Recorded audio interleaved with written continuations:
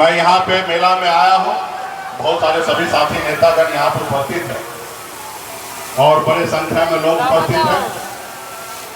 जिस तरीके से आज आप लोग एक आस्था विश्वास के साथ बाबा ज्योतिनाथ जी के दरबार में आए हैं, आप इसलिए आए हैं कि आपके घर पे खुशियाँ आए, आपके आयु लंबी हो, आपके परिवार के लिए आयु लंबी हो, आपके घर पे सब दुख संकट सब कट जाए, आप खुशहाल जिंदगी जिए। तो निश्चित तौर पे ये सब चीज होगा, आपके आस्था पे विश्वास है, भरोसा है कि ये सब चीज आप कर रहे सब सही है।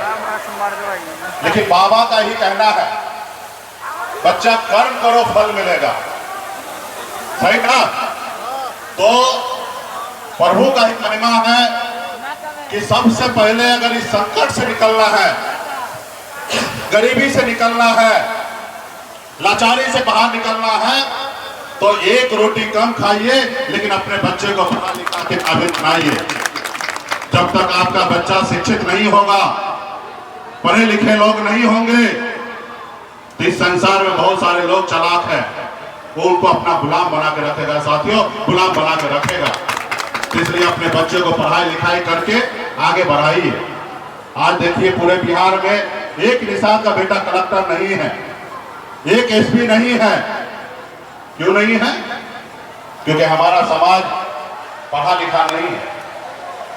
आजादी से पहले राजा हुआ करता था, महाराजा हुआ करता था, अंग्रेज का शासन था, मुगल का शासन था, लेकिन आपके पूर्वज ने, हमारे पूर्वज ने लड़ाई लड़ा 250 साल तक अंग्रेज से, फिर जाके देश में आजादी मिला। साथियों, फिर देश में आजादी मिला और आजादी के बाद एक दलित का बेटा जिसका नाम है बाबा साहब भीमराव अंबेडकर, उन्होंने हमारे देश में एक संविधान बना के दिए और संविधान में खास करके हमारे दलित भाई को, पिछड़े भाई को आरक्षण का व्यवस्था किया गया, 15% आरक्षण दिया गया। साथियों, आज उसके दम पर आज हमारे दलित भाई भी कलेक्टर एसपी है। अगर आपके समाज का बेटा उतना पढ़ा लिखा होता तो लड़ाई लड़ता और आपके लिए भी आरक्षण का व्यवस्था संविधान में कर दिया गया। एक तरह का संविधान में हमें आरक्षण मिला। बंगाल में जाइए तो बंगाल में सभी उपजाति, निषाद के सभी उपजाति, बिंद, बेदार, नोनिया, मला, चाय, दियर, बनपर, गोरी, केवट, हमारे सभी 22 उपजाति को आरक्षण मिल रहा है। आप दिल्ली में चले जाइए, वहां पे निषाद समाज के सभी लोगों को आरक्षण मिल रहा है, लेकिन बिहार में नहीं मिल रहा है। एक उसका गुनहगार हमारे पूर्वज जो लड़ाई नहीं लड़े, और कि वो दिल्ली में जो सरकार है उन्होंने हमारा काम नहीं किया, जिसके कारण आज हमारा भाई बेटा आज परेशान है, वो भटक रहा है, उसको आज आरक्षण नहीं मिला है। तो इसके लिए आप सबको, हम सबको लड़ाई लड़ने की आवश्यकता है। साथियों, इसके लिए पहले पढ़े शिक्षित होना पड़ेगा। लड़ाई लड़ने के लिए कैसे तलवार की आवश्यकता पड़ता है, भाला की आवश्यकता पड़ता है, तोप की आवश्यकता पड़ता है, तब लड़ाई युद्ध के मैदान में आप जीतिएगा। और ये सब नहीं रहेगा तो आप चुनाव हार जाइएगा युद्ध के मैदान में। उसी तरीके से अगर आप पढ़े लिखे हैं, क्योंकि अभी वो युद्ध नहीं हो रहा है, हमारा देश आजाद हो चुका है, ये देश के मालिक आप भी हैं। साथियों, आप भी हैं। इस देश में जितना सबसे अमीर व्यक्ति जो है, चाहे वो मुकेश अंबानी हो या अदानी हो, जितना उनका अधिकार है उतना ही अधिकार आपके पास भी है। साथियों, उतना ही अधिकार आप में भी है। जैसे देश के प्रधानमंत्री बनाने के लिए देश के प्रधानमंत्री का वोट का जितना आवश्यकता है, उतना ही गरीब मछुआरा का बेटा का भी उतना ही वोट का अधिकार है। साथियों, उतना ही अधिकार है। ये देश आपका है, लेकिन ये आप नहीं समझते हैं। इसलिए नहीं समझते हैं क्योंकि आप पढ़े लिखे नहीं हैं, इसलिए आप नहीं समझते हैं कि आपका अधिकार क्या है और आपका ताकत क्या है। अभी हमारे साथी ने कहा, परसों से लोग लड़ाई लड़ रहे थे, तैयारी कर रहे थे, लेकिन कल तक निषाद समाज को कोई जानता नहीं था, पहचानता नहीं था। लेकिन आप और हम मिलकर मजबूती से खड़ा होकर बिहार में अपने अधिकार के लिए लड़ाई लड़े। आज बिहार ही नहीं, पूरा देश जानने लगा कि निषाद कोई चीज है। साथियों, इसलिए अपने अधिकार के लिए लड़िए। हमारे साथी ने कहा मंच संचालन की ये पॉलिटिकल मंच नहीं है। सही में ये पॉलिटिकल मंच नहीं है, ये समाज के हक अधिकार की बात होना चाहिए। वो कैसे आगे बढ़े उसकी बात होना चाहिए। और उसके लिए आप अपनी बात को आज नहीं रखिएगा तो आप कब रखिएगा। यहाँ पे किसी को वोट दिलाने की अपील करने के लिए नहीं आया गया है। और निश्चित तौर पे आपको देखना है कि आपके वोट से आपके बच्चे का लाभ क्या हो रहा है और आपका भविष्य कैसे जा रहा है, उसके बाद आपको वोट गिराने के लिए सोचना है। तो इसलिए साथियों, आप सब मजबूती से आने वाला समय में लड़ाई लड़ना है। मेला कमेटी के तरफ से हमारे पास जब निमंत्रण आया, कई साल से आ रहा था लेकिन हम लोग नहीं आ पा रहे थे। निश्चित तौर पे मैं यहाँ से जाने के बाद माननीय मुख्यमंत्री नीतीश जी को कल ही मैं चिट्ठी लिखूंगा और मैं आग्रह करूंगा कि माननीय मुख्यमंत्री जी मेला को राजकीय मेला का दर्जा दीजिए। हमने डीएम साहब को फोन किया, हमने एसडीओ साहब को फोन किया, हमने उनको कहा कि मेला में हम लोग आ रहे हैं, इसका व्यवस्था थोड़ा सही से करिएगा। बोले सर, सरकार में कोई ऐसा व्यवस्था नहीं है कि हम अच्छा व्यवस्था कर सके, हमको जब तक आदेश नहीं होगा तो हम क्या करेंगे। तो हमने कहा कोई बात नहीं। तब हमने पार्टी के लोगों को हमने कहा कि आप अपने तरफ से देख लीजिए और आप लोगों का आग्रह है ही, और अभी माननीय मुख्यमंत्री जी 5 महीना तो है ही, क्योंकि ये साल में 5 महीना तो है ही। और मैं उम्मीद करता हूं कि मुख्यमंत्री जी जाने से पहले बिहार में इस मेला को राजकीय मेला का घोषणा कर दे, और नहीं करेंगे तो हम तो है ना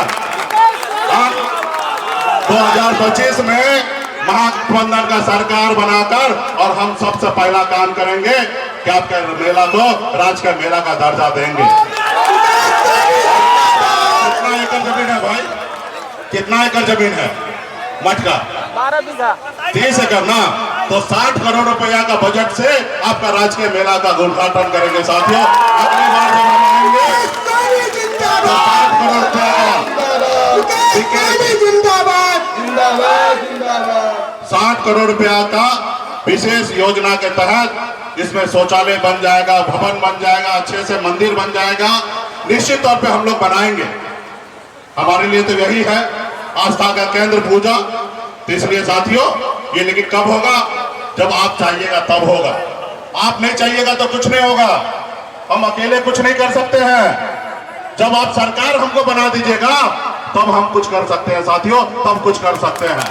आपने पिछली बार देखा ना, 4 विधायक आप लोग बनाए, और जब 4 विधायक बना तो हम बिहार में मंत्री बने। और हम मंत्री किसी का ऐसे नहीं थे नीतीश जी का, हम उनके पार्टनर थे। अगर 74 विधायक के अगर समर्थन हटता तो भी सरकार गिरता, और 4 वाला हटता तो भी सरकार गिरता। ये ताकत हमारा पास था साथियों। तो हमें मंत्रिमंडल छीन लिया नीतीश जी, बीजेपी वाले ने हमारे विधायक को खरीद लिया, ले लिया, क्योंकि वो 74 कम गिर रहा था। क्योंकि हम लोग, आप लोगों ने गठबंधन में उनके 74 बनाया, लेकिन उनको लगा कि 74 कम है, साहनी जी का 4 को विधायक ले लेंगे तो बिहार का सबसे बड़ा पार्टी बन जाएंगे। तो खैर उन्होंने ले लिया। तो हम लोग तो भाई बनाने वाले लोग हैं, फिर बना लेंगे क्या? 4 बनाए 40 बनाएंगे। और निश्चित तौर पे लेने वाला महान नहीं होता है, देने वाला महान होता है साथियों, देने वाला महान होता है। और हम लोग तो एकलव्य के समय से हैं, हम लोग तो दान में अपना अंगूठा दे दिए हैं। तो निश्चित तौर पे आने वाला समय में अपने बच्चे का मान सम्मान अधिकार के लिए हम लोग संघर्ष करेंगे और लड़ाई लड़कर हासिल करेंगे।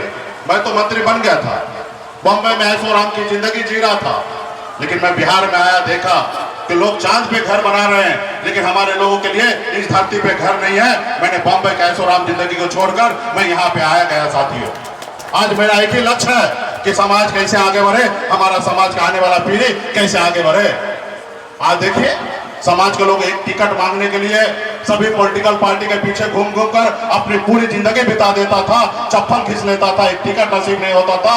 लेकिन आज बिहार में मल्ला का बेटा टिकट मांगता नहीं है, टिकट बांटता है साथियों। ये हमारी ताकत है साथियों। आज देश के बड़े से बड़े नेता आज हमसे भयभीत होता है, वो हमसे दोस्ती करना चाहता है, इसलिए कि उनको पता है कि मुकेश सहनी कभी झुकने वाला नहीं है। सिर्फ अपने परिवार के लिए, अपने लाभ के लिए नहीं है, अपने समाज को आगे बढ़ाने के लिए है साथियों। हम बिहार से लेकर उत्तर प्रदेश तक लड़ाई लड़ रहे थे।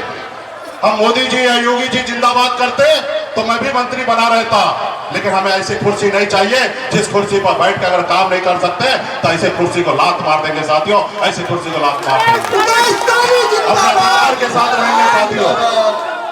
कल तक हमारे ऑफिस में बैग उठाता था, मेरे पीछे पीछे घूमता था, आज वो भारत सरकार में मंत्री बन गया। क्यों?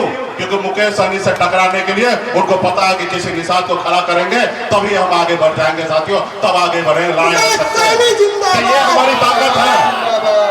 तो ये अरे आप सबको पता है, लीडर और लोडर एक होता है ट्रक ड्राइवर जो गाड़ी को जहां मर्जी होगा वहां लेके जाएगा, जहां मर्जी होगा वहां पार करेगा, और एक होता है ट्रक का सामान खाली करने वाला। मालिक का आदेश जो होगा वो आदेश का पालन करता है, ट्रक कभी भरेगा कभी खाली करेगा, लेकिन मालिक जो होता है वो गाड़ी चला के जाता है। तो आप सभी को लीडर बनना है कि लोडर बनना है? लीडर बनना है ना? तो लीडर बनने के लिए आपका अपना पॉलिटिकल पार्टी बन चुका है, और इस पॉलिटिकल पार्टी के साथ मजबूती से खड़ा होइए। आज नहीं, कल नहीं, परसों एक न एक दिन आपका भाई, आपका बेटा इस बिहार राज्य का लीडर बनेगा, और जब लीडर बनेगा तो कल्याण होगा। जैसे हमारे आदरणीय लालू प्रसाद यादव जी लीडर बने, स्वर्गीय रामविलास पासवान जी वो लीडर बने। अगर लोडर होते तो ना यादव भाई का कल्याण होता, ना पासवान भाई का कल्याण होता। जब लीडर पैदा होगा तो निश्चित तौर पे आपका हक अधिकार मिलेगा। बताइए ना, ये देश एक है, संविधान एक है, फिर हमारे साथ भेदभाव क्यों? जब बंगाल में आरक्षण है, जब दिल्ली में आरक्षण है, तो बिहार में क्यों नहीं? अगर हम मांग करते हैं तो कहते हैं मुकेश सहनी जी ज्यादा बोलते हैं, इसको रोको, इसको आवाज दबाओ, इसको रोड पे ला दो। लेकिन उनको पता नहीं है कि पूरे बिहार में, यूपी, झारखंड में लाखों निषाद के दिलों में हमने जगह बना लिया। ये दुनिया का कोई माई का लाल में ताकत नहीं है कि मुकेश सहनी को रोक सकता है और छुटा सकता है। सिर्फ ऊपर वाले का आशीर्वाद से हम सबको आगे बढ़ना है साथियों। इसलिए तमाम साथियों से मैं कहूंगा कि हम लोग संघर्ष करने वाले लोग हैं। आपके हमारे पूर्वज ने मछली मारकर, हमारे पिताजी मछली मारकर यहाँ तक हमको पहुँचाए हैं। आज आप और हमारा कर्तव्य बनता है कि अपने आने वाला पीढ़ी जो है सर कैसे उठा के जिए, उसके लिए आप और हम सब मिलकर काम करेंगे। तो इसमें तमाम यहाँ पे जितने भी हमारे नेतागण आए हैं, जितने भी लोग आए हैं, संदेश लेके जाइए। और मैं आपसे वादा करता हूँ कि ये सरकार, नीतीश जी इसको राजकीय मेला का दर्जा दे, और नहीं देंगे तो सरकार को खत्म करके, और जब आपका महागठबंधन सरकार बनेगा तो राजकीय मेला का दर्जा भी मिलेगा और 60 करोड़ का विकास पैकेज के साथ बनेगा। अगर कोई राम मंदिर बनाने के लिए जाएंगे तो हम लोग नहीं बनाएंगे भाई, सबका सम्मान होना चाहिए। तो निश्चित और हम लड़ेंगे तो यही है, एक शिवरा में बाबा केवल महाराज और यहाँ पे आपका बाबा ज्योतिनाथ मठ, इसको विकसित करके और आगे करेंगे। तो बहुत बहुत धन्यवाद देता हूँ यहाँ पे जितने भी हमारे नेतागण हैं, बहुत बहुत धन्यवाद। आगे आप लोगों से मुलाकात होगा।